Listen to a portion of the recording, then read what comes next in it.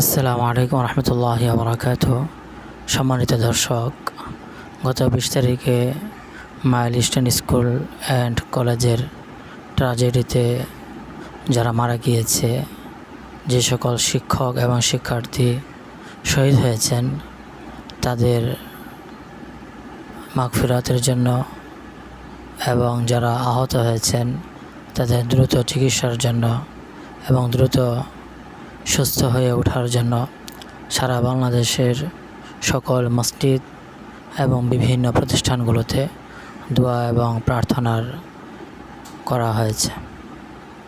আজকে সারা বাংলাদেশ দুর্ঘটনায় সেই ট্র্যাজেডিতে মর্মাহত, ব্যথিত এবং গভীরভাবে শোকাহত, এবং সারা বাংলাদেশের সমস্ত মানুষ এই ঘটনায় স্তব্ধ, নির্বাক।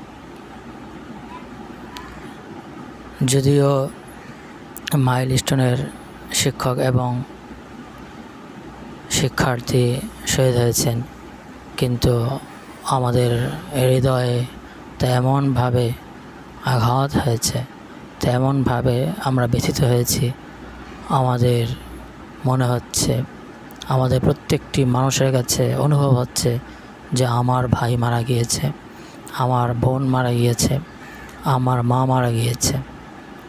এমন অনুভূতি থেকেই আজকে সারা বাংলাদেশের সমস্ত মানুষ মর্মাহত এবং ব্যথিত এবং গভীরভাবে ভারাক্রান্ত।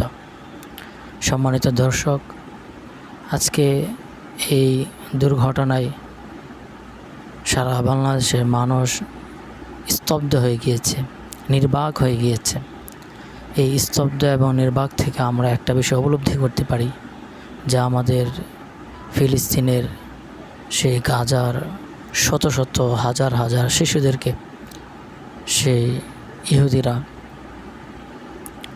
তারা বিমান হামলা করে, বিভিন্নভাবে গুলি করে, বোমা মেরে আমাদের সেই ভাই বোনদেরকে, আমাদের সেই কচি কচি সোনামণিগুলোকে, আমাদের সেই কচি কচি বাচ্চাগুলোকে, আমাদের সেই আদরের দুলাল সন্তানগুলোকে তারা হত্যা করছে। সম্মানিত দর্শক, আজকে আমরা বাংলাদেশের এই ট্র্যাজেডির কারণে যেভাবে আমরা আমাদের সোনামণিদের জন্য ব্যথিত হয়েছি, আমরা যেভাবে তাদের জন্য হৃদয়ে ভারাক্রান্ত অবস্থা ধারণ করেছি, যেভাবে আমরা সমবেথী হয়েছি, মর্মাহত হয়েছি এবং তাদের জন্য দোয়া ও প্রার্থনা করেছি,